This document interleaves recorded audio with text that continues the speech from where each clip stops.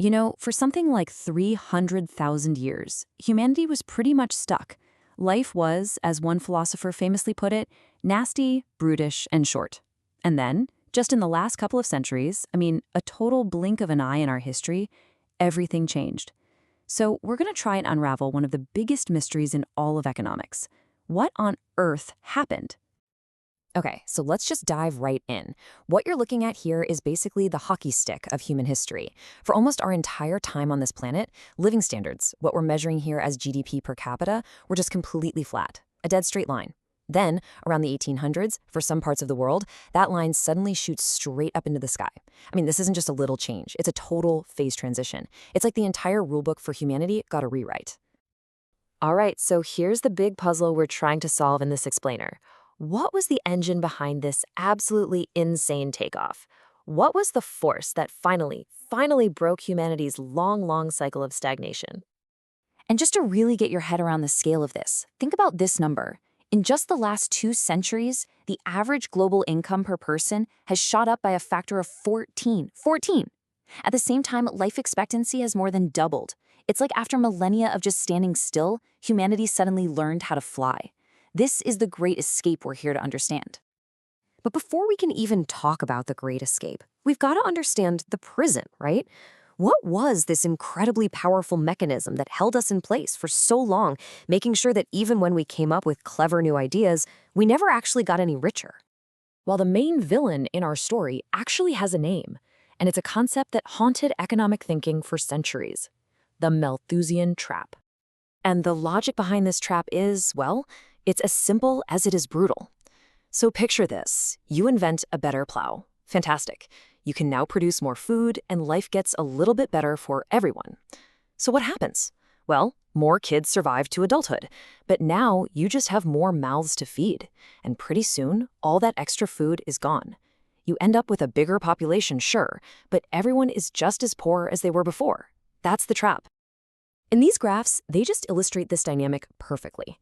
So, over on the left, you've got the grim prediction Malthus made, population just growing exponentially while the food supply inches along.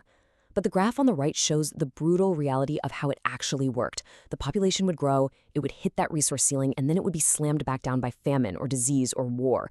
It was just this constant vicious cycle. And this feedback loop is the absolute key to the whole thing.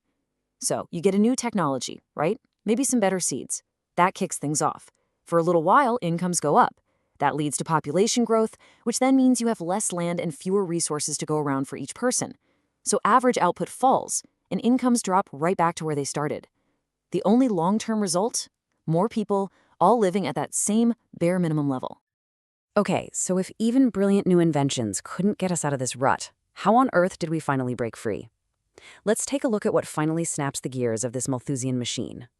Well, the answer, or at least one of the most compelling theories, comes from the economist Oded Galor. He argues it wasn't just one thing, but 3 huge interconnected gears that started turning together. First, the pace of innovation itself went into overdrive. It hit a critical tipping point. Second, this new industrial world created a massive, and I mean massive, demand for skilled, educated workers, what we call human capital. And third, this led to something called the demographic transition, which was a fundamental shift in how families thought about the future. And this right here, this is really the heart of the Great Escape.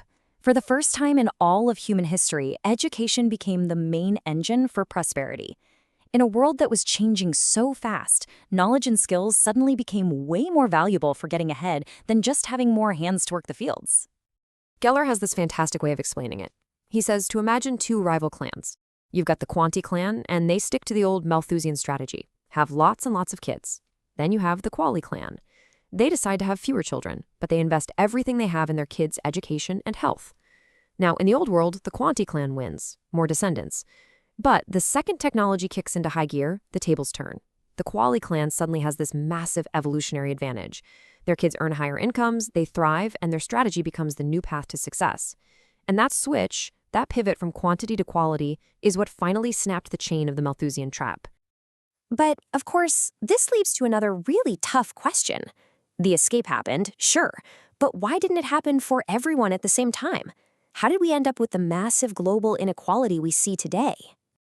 Galor's theory is that the answers go way, way back. We're talking seeds planted thousands of years ago.